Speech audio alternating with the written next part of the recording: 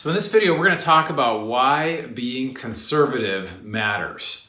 Now I'm going to say that a lot of people talk about being conservative. Oh, this is conservative, it's conservative, conservative. Then you look at the deal, it doesn't always end up being actually a conservative investment. So what are the things that allow you to see that a deal is actually conservative? So in this video, we're going to talk about it, and the whole goal is to help you, help prevent you from losing any money.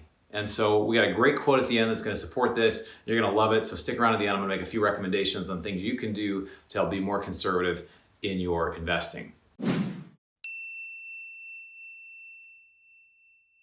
So as we jump into this here, I just want to go over what a conservative investment is. Now, often what will happen is we can go into a deal, we put our hard-earned money, we take our money, we put it into a deal, and what can happen is in a deal that is not actually conservative, they say it's conservative, but it's not actually conservative. You look and see, oh, you know what, maybe you don't get the returns that you're looking for. Maybe even there is a loss of money.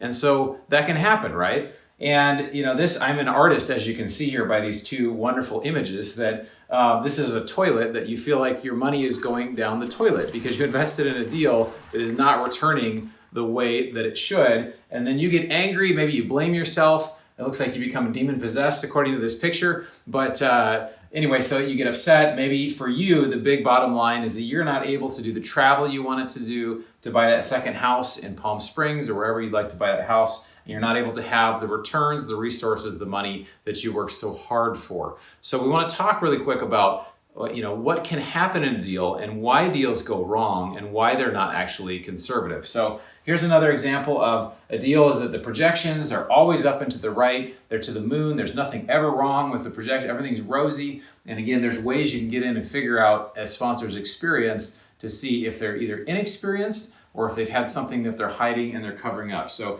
just this, but commonly what will happen is people say it's conservative, it can be to the moon. Sometimes debt can be over leveraged, meaning things have to go perfect for that deal to perform. And if there's a recession or there's something that is unexpected that happens, it can cause some major, major problems or even a loss potentially in the deal. And so it really limits the ability of that sponsor to be able to perform on that property. So, and then also there could be something catastrophic, some catastrophic events that, cause you not to get the returns that you want to get. So there are things that in all of these that can be done to prevent, to really keep you from losing any money, to keep you from having a deal that does not perform. So we're going to get into that and what that looks like here in a second. Please consider liking this video, subscribing. We'll deliver more content like this directly to your box. So I guess in all of this, what are some ways to see if the deal you're looking at truly is a conservative deal, right? Because we talk about, people use the word a lot, but what does it actually look like? So I'm gonna give you a few examples of ways that a deal is conservative.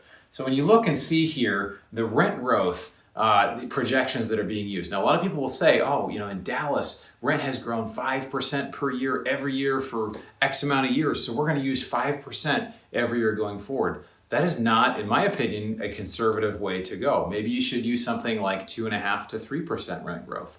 So using a lower than historic rent growth is a way to be able to be conservative. Another way is the cap rate at exit. So cap rate has to do with how much you're paying for the property and how much income you're getting. We're not going to get into the details on this video, but if somebody purchases the property at a 5% cap rate, it's considered conservative to raise the cap rate at least 50 basis or 100 basis points above the purchase cap rate. So it's basically saying that when we are going to sell this as a buying unit or as an operating group, we don't know when we're going to sell it, but we're just going to not assume rosy projections. We're going to assume it's actually not a favorable time to sell, and we're going to put that in our projections. Another thing too is you want to have extra reserves. We talked about the catastrophic events or issues with the property or anything like that. You want to make sure there's plenty of extra reserves in the deal. There are some metrics as far as how much per unit and how much goes into, particularly multifamily, how much reserves should be there. And now too, when it comes to this is, you basically in year one, not really assuming any rent growth.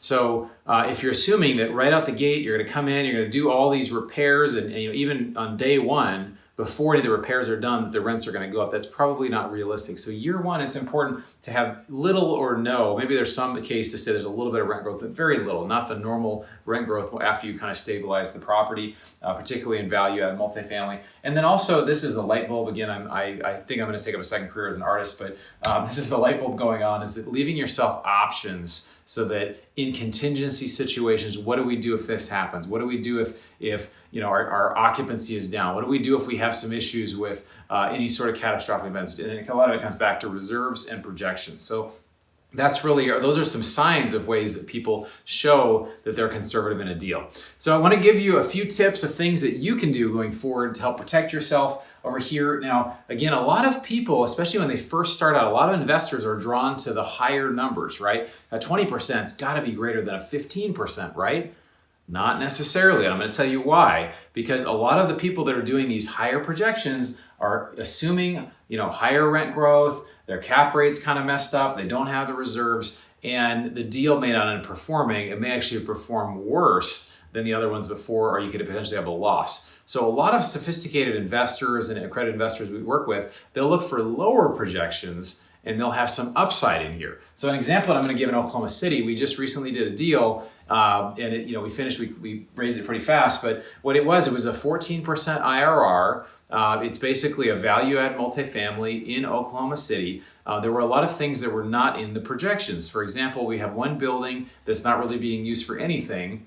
It doesn't even have apartment units in it, but a potential is we could build 10 more apartment units in there, and that would be additional income for the property. Another example of this is there were about 40 patients, my background in medical, I guess, shows, 40 tenants that basically had stopped paying rent due to COVID. There's a way that we're able to get those tenants out and actually apply to the government to go get about $250,000 worth of back rent that we can actually apply on their behalf for. So the prior owners were really unaware of this. And so again, but this stuff is not actually in the projections. So it's a 14% plus upside. So again, I prefer, and a lot of people I know prefer to have lower projections, modest projections, but then you see the upside there. Another thing that's really great is looking at someone's track record. If they've done it before, if they have a history of outperforming, typically that they may be able to do that again in the future. So I hope you enjoyed this. We're going to basically get into the quote here, and it's one of my favorite guys, Warren Buffett. He said, rule number 1,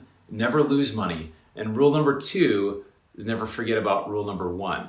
So again, if whatever you do in investing, if you just can avoid losing money, you're probably going to do just fine. So again, please like and subscribe to this video. You'll get more videos as soon as they're available, be sent to you. And if you're interested in joining us on one of our deals or getting on our investor list, you can go to bronsonequity.com and click the join button. You can basically sign up for our deals, or basically we'll start a relationship with you.